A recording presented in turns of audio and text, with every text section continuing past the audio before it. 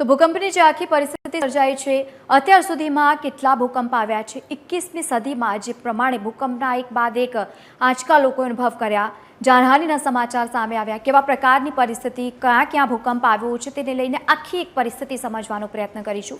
આજે ગ્રાફિક્સના માધ્યમથી આપણે સમજીશું કે અત્યાર સુધીમાં જે ખાસ કરીને ભૂકંપને લઈને માહિતીઓ અત્યાર સુધીમાં સામે આવી હતી. 21મી સદીના 10 સૌથી શક્તિશાળી ભૂકંપની આજે આપણે વાત કરીશું. સુમાત્રામાં જે દરમિયાન ભૂકંપની પરિસ્થિતિ સર્જાઈ ઇન્ડોનેશિયામાં, તારીખે હતી 26 ડિસેમ્બર 2004ના રોજ. તીવ્રતા તેની હતી 9.1 થી લઈને 9.3 જે, અને એટલા જ માટે પરિસ્થિતિ સમજી શકાય છે કે 9.1 થી લઈને 9.3ની જે તીવ્રતા હોય એટલે આખી ધરતી હચમચી ઉઠી હોય તે પ્રકારની અત્યારે પરિસ્થિતિ હતી. અને ત્યાં જે અંદાજિત મૃત્યુઆંક સામે આવ્યો હતો 2,27,898, એટલે જે ગંભીર પરિસ્થિતિ હતી તે સમજી શકાય છે. અને 21મી સદીના સૌથી વિનાશક ભૂકંપની હું વાત કરી રહી છું. પછી છે પોર્ટ ઓફ પ્રિન્સ, એ હૈતીમાં તારીખ હતી 12 જાન્યુઆરી 2010માં જે ભૂકંપના આંચકા લોકો અનુભવ કર્યા, તેની તીવ્રતા 7 હતી.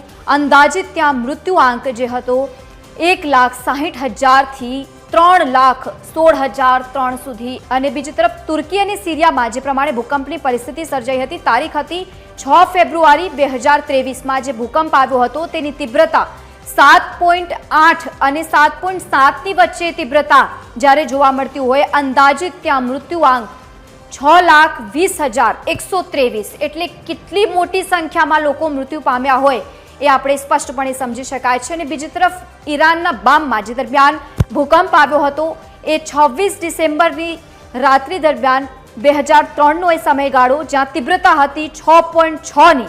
અંદાજિત ત્યાં મૃત્યુઆંક લગભગ જે સામે આવ્યો હતો એ માફ કરજો 26,000 કરતાં વધુના મૃત્યુઆંક, 26,271 થી લઈને 34,000નો એ મૃત્યુઆંકનો એ આંકડો આખો રહ્યો છે. બીજી તરફ હવે કચ્છની આપણે વાત કરીએ, ગુજરાતમાં જ્યારે આપણે આવી ગયા છીએ, તારીખે હતી 26 જાન્યુઆરી 2001. આજે પણ જ્યારે લોકોને તારીખ યાદ આવે છે ત્યારે લોકો બહુ જ ચિંતામાં મુકાઈ જતા હોય છે. તીવ્રતા હતી 7.7 અને અંદાજિત એ મૃત્યુઆંક આપ જુઓ 20,085 જેટલા લોકો મૃત્યુ પામ્યા હતા. એ ભયાનક જે દ્રશ્યો આજે પણ લોકો નથી ભૂલી શક્યા, જે પ્રમાણેની પરિસ્થિતિ હતી. અને બીજી તરફ તોહોકુમાં જાપાનમાં જે પ્રમાણે ભૂકંપ આવ્યો હતો, તારીખ હતી 11 માર્ચ 2011ની જે પરિસ્થિતિ, અને તીવ્રતા હતી 9 થી લઈને 9.1, એટલે કે ભયાનક પરિસ્થિતિ. અને સાથે સુનામીની પણ જ્યારે ચેતવણી જાહેર કરવામાં આવતી હોય છે સૌથી પહેલા. અંદાજિત મૃત્યુઆંકની જ્યારે હું વાત કરી રહી છું, 19,000 મૃત્યુઆંક તેમાં નોંધાયું હતું. અને બીજી તરફ હવે નેપાળમાં ગોરખામાં જ્યારે ભૂકંપના આંચકા લોકોએ અનુભવ કર્યા હતા, એ તારીખ હતી 25 એપ્રિલ 2015 અને તેની તીવ્રતા હતી 7.8.